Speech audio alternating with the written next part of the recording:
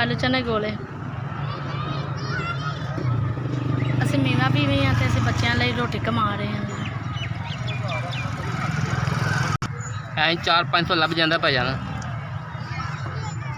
तो भाजी 4 बजे आने तो 7 बजे चले जाइए 400-500 बस मिल रहे बच्चे ने गुजारा हो जाता। 2 बच्चे ने बस माशाल्लाह।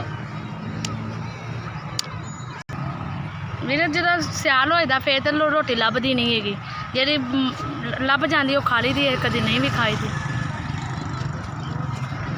एक मिनट अल्लाह पाक ने ढिड लाया फिर मेरे मजदूर बंदे हैं, फिर कमानी तो खानी है ना, जो कमाना नहीं तो फिर खाना कितों। ना पुत्र ना इन्हों वास्ते बेटा है एक बेटी है, तो इन्हों वास्ते मजदूरी करी दी, इन्हों वास्ते मेहनत कर निकले हुए हैं।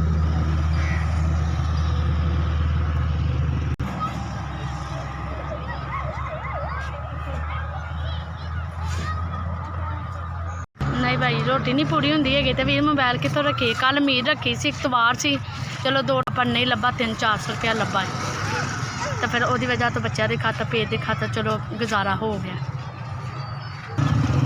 मोबाइल भी कितों लीए, जो 400-500 रुपया लभे फिर कारोबार बहुता हो तो फिर बंदा कहता भी मोबाइल ले भी लेंदा है, जो 300-400 रुपया लभना फिर मोबाइल लाइए या रोटी पूरी करिए।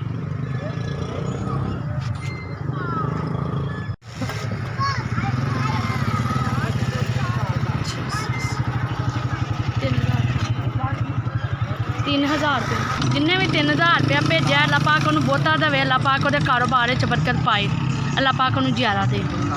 SVS की बहुत मेहरबानी जिन्होंने इतों तक सानू पैसे पहुँचाए ने।